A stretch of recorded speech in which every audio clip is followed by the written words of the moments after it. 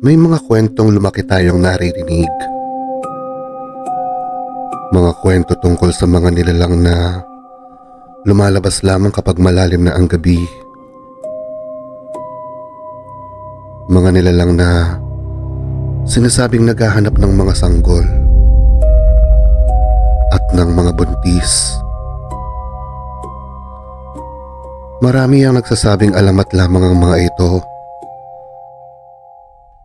Mga panakot ng matatanda upang hindi tayo lumabas sa 10 oras ng gabi.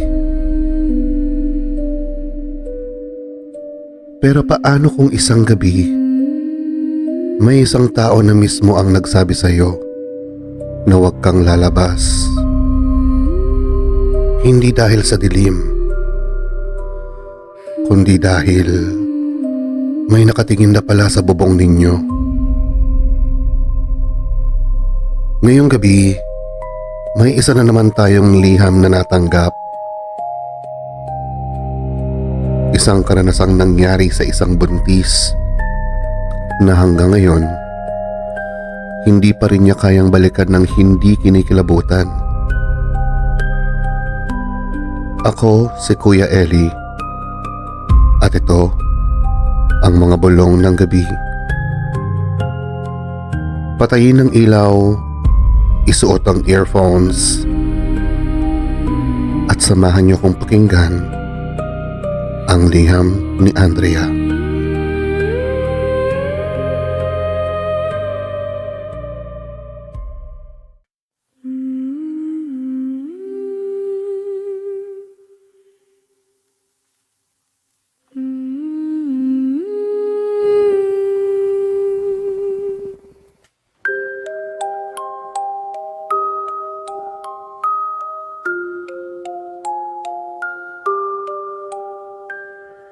Mga bulong ng gabi, soft as a graveyard prayer.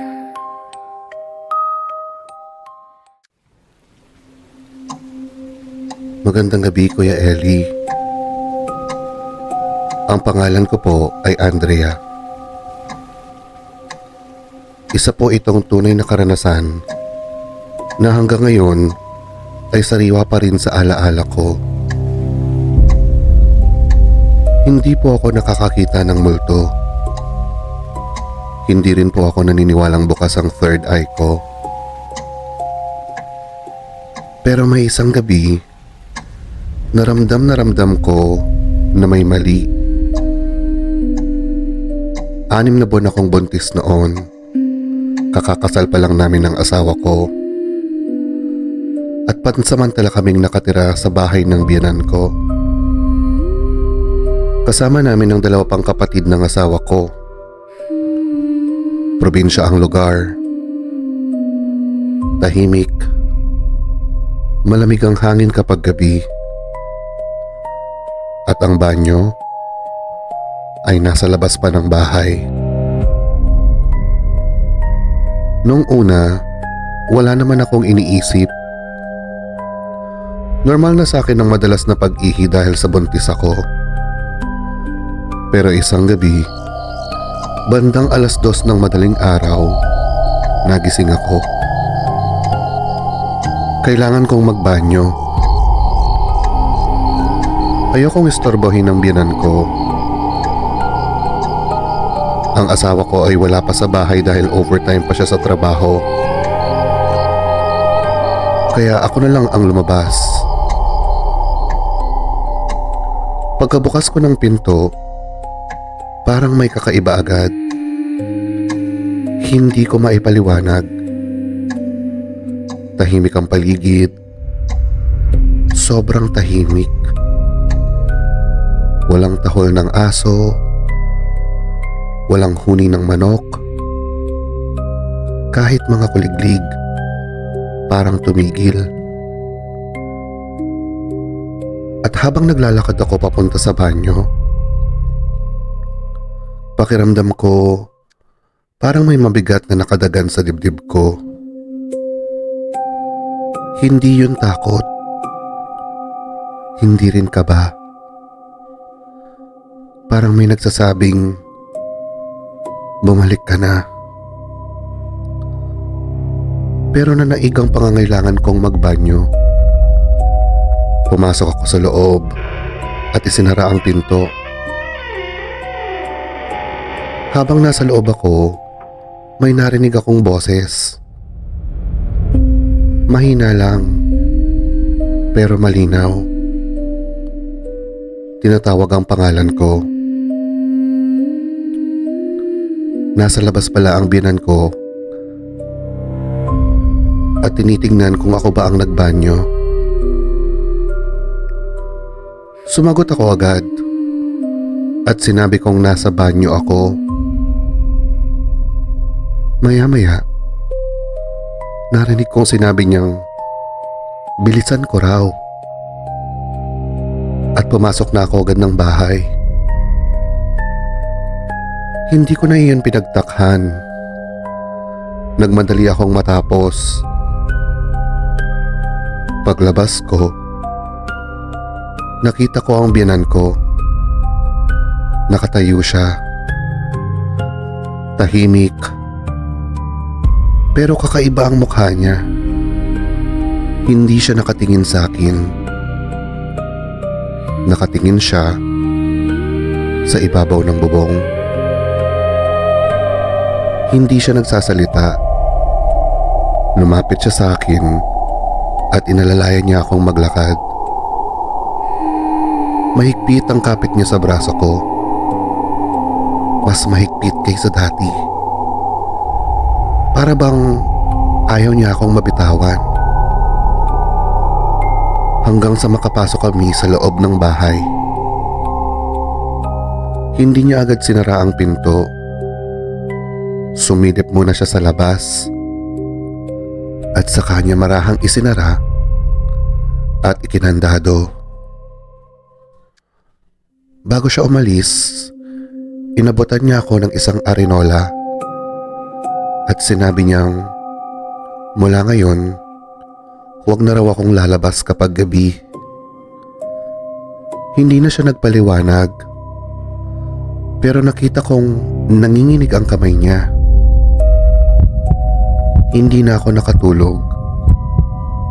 Paulit-ulit kong iniisip, bakit ganoon ang ikinikilos niya? Ano ang nakita niya? Ano ang ikinatakot niya?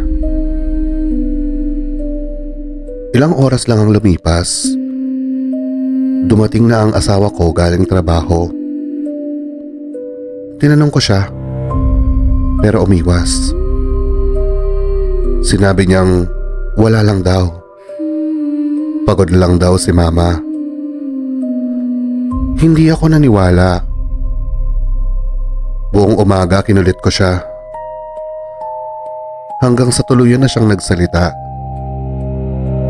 At ang sinabi niya, hanggang ngayon ay hindi ko pa rin makalimutan.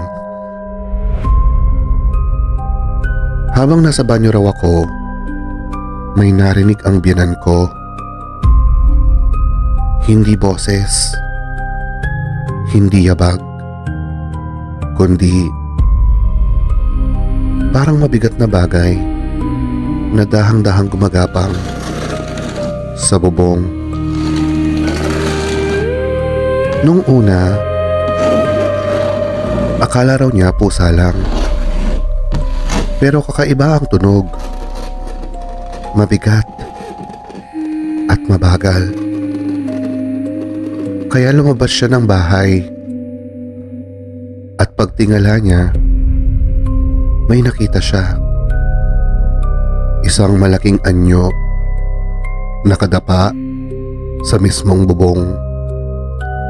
Eksakto sa ibabaw ng bubong ng banyong kinaroroonan ko. Hindi raw niya makita ng malinaw ang mukha, pero sapat na ang nakita niya para makilala kung ano iyon. Isang tiktik. Hindi raw ito gumagalaw. Parang naghihintay lang. Nakatingin sa direksyon ng banyo. At namarinig nitong bubukas na ang pinto bigla raw itong tumalon papunta sa pinakamalapit na puno. Napakabilis. At ilang segundo lang, wala na. Tahimik na ulit ang paligid. Nung marinig ko yun, nanlamig ang buo kong katawan. Dahil bago pa man sabihin yun ng asawa ko, naalala ko ang kakaibang pakiramdam na habang naglalakad ako palabas. Parang may matang nakasunod sa bawat hakbang ko. Parang may kung anong naghihintay. Hindi ko man nakita, pero pakiramdam ko may nakatingin talaga sa akin. Mula noon, hindi na ako kailanman lumabas ng bahay kapag 10 oras na ng gabi. Lalo na nung buntis pa ako. Ginamit ko ang arinolang ibinigay ng biyenan ko. At sa tuwing maaalala ko ang gabing iyon, naiisip ko pa rin, paano kung hindi ako agad pumasok? Paano kung ilang minuto pa akong nanatili sa labas? At paano kung walang lumabas para sunduin ako? Hindi ko alam at ayoko nang malaman. Maraming salamat po, Kuya Eli. Hanggang ngayon, kapag may naririnig akong kakaibang tunog sa bubong kapag gabi, hindi ko na tinitignan kung ano yon. Pinapatay ko na lang ang ilaw at ipinagdarasal na lumipas na lang ang gabi.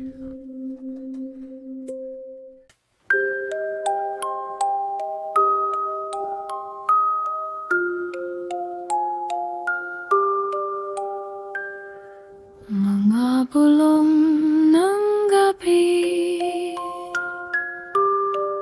soft as a graveyard prayer. Maraming salamat, Andrea, sa pagbabahagi ng iyong karanasan. Isa ito sa mga kwentong matagal kong pinag-isipan matapos kong basahin. Marami ang naniniwalang alamat lamang ang mga tiktik. Marami rin na nagsasabing may lohikal na paliwanag sa mga tunog na naririnig sa bubong kapag gabi. Pero may isang bagay na mahirap baliwalain. Bakit kaya sa maraming kwento mula sa iba't ibang probinsya, iisa ang paalala ng matatanda? Kapag buntis ang nasa bahay, huwag basta-bastang lumabas sa kalaliman ng gabi. Kung mayroon ka rin karanasang hindi mo pa rin maipaliwanag, ipadala ang iyong liham sa mga bulong ng gabi. Baka kwento mo na ang susunod naming tampok na episode. At kung gusto mong makinig ng mas marami pang totoong kwentong nagbibigay kilabot, huwag kalimutang i-follow ang mga bulong ng gabi sa Spotify. Mag-subscribe din sa aming YouTube channel at i-follow kami sa Facebook, TikTok at Instagram. At bago pa tayo magpaalam, kung sakaling magising ka ngayong gabi at makarinig ka ng mabagal na kaluskos mula sa ibabaw ng bubong, huwag mo agad isipin na pusa lang yon. Minsan, ang pinaka nakakatakot ay ang mga bagay na hindi natin nakikita. Ako si Kuya Eli. At tandaan, hindi lahat ng tunog sa bubong ay dulot ng hangin. Magandang gabi at magkita-kita tayong muli dito sa mga bulong ng gabi.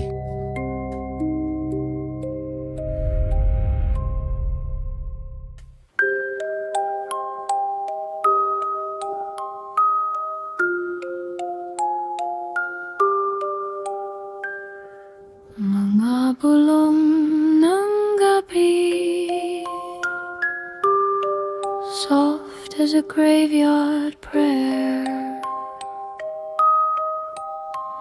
An old house breathes in the dark, windows listening, floorboards tired.